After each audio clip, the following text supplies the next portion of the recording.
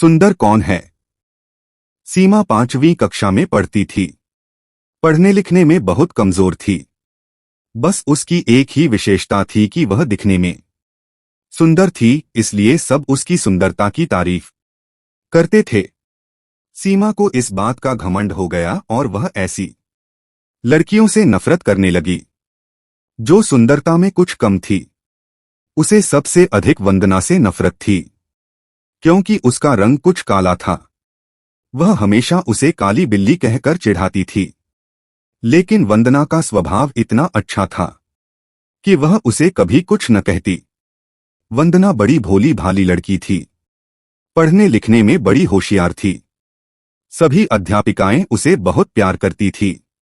घर पर भी माँ उससे बहुत खुश थी। हर काम में माँ को सहयोग देती। सभी काम वह मन लगाकर करती थी। वह बड़ी बड़ी सफाई पसंद थी, इसलिए हमेशा साफ सुथरी भी रहती थी। सीमा सारे दिन घर से बाहर खेला करती। अर्धवार्षिक परीक्षा निकट आ गई, लेकिन उसे तो किसी बात की चिंता नहीं थी। एक दिन सीमा सवेरे अपने घर से बाहर निकली।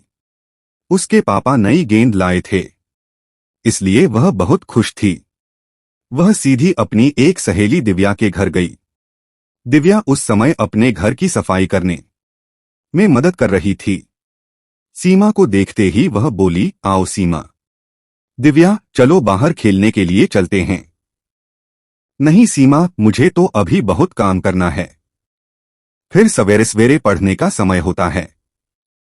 मैं शाम को खेलूंगी। यह सुनकर सीमा ने मन ही मन कहा, बड़ी आई काम करने वाली, और मुंह फुलाकर बाहर चली आई। इसके बाद वह अपनी दूसरी सहेली रीता के यहाँ गई और नई गेंद दिखाते हुए बोली, रीता, क्या तुम मेरे साथ चलेगी? नहीं, मैं तुम्हारे साथ अभी नहीं जा सकती। मुझे अभी पढ़ाई करनी है, घर का काम करना है। यह सुनकर वह चुपचाप बिना कुछ कहे गुस्से से बाहर चली गई। इसके बाद वह अपनी कई सहेलियों के घर गई, पर सभी पढ़ाई कर रही थी। किसी को खेलने की फुर्सत नहीं थी। सीमा सोचने लगी, इन सब को क्या हो गया है? इन्हें तो बस घर का काम करना और पुस्तकें पढ़ना ही पसंद है। फिर कुछ सोचकर सीमा अपनी प्रिय सहेली नीता के घर गई, लेकिन वह भी उस समय पढ़ाई कर रही थी। सीमा ने उसकी पुस्तक बंद करते हुए कहा, क्या हरदम तोते की तरह पुस्तकें रटती रहती हो? चलो बाहर खेलने चलते हैं। सीमा, वार्षिक परीक्षा निकट है। मुझे पढ़ाई करनी है, इसलिए मैं तुम्हारे साथ खेलने नहीं चल सकती। तुम भी अपने घर जाकर पढ़ाई करो, वरना इस बार फिर फेल हो जाओगी। सीमा उदास मन से लौटने लगी। तभी उसे नीता की आवाज सुनाई दी। वह अपने माँ से कह रही थी, देखो न माँ, सीमा सवेरे सवेरे खेलने के लिए आ गई। उसे पढ़ाई की बिल्कुल चिंता नहीं है। मैं अब उसके साथ नहीं रहूंगी। जब देखो तब वह अपनी सुंदरता की चर्चा करती रहती है। माँ, मुझे तो वंदना बहुत अच्छी लगती है। वह बहुत मेहनती है, पढ़ने लिखने में भी बहुत होशियार है। बस उसका रंग ही थोड़ा सा काला है। यह सीमा तो उस बेचारी को काली बिल्ली कहकर चिढ़ाती रहती है।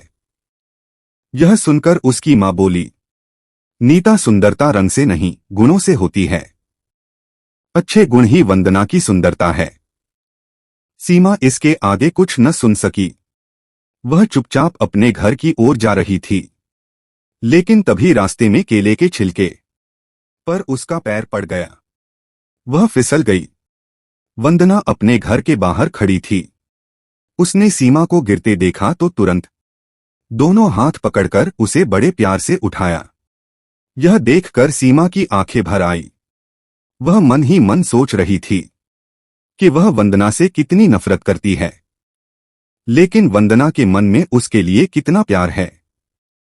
वह बोली, वंदना, तुम सबसे सुंदर हो और मैं काली बिल्ली हूं। मैंने तुम्हें काफी तंग किया है, बहुत चिढ़ाया है, मुझे माफ कर दो। अरे भला सहेली से माफी मांगी जाती है? सचमुच सीमा ने अपनी सुंदरता पर घमंड करना और वंदना को चिढ़ाना छोड़ दिया। इस कहानी से हमें ये सीख मिलती है कि सुंदरता रंग से नहीं गुणों से होती है।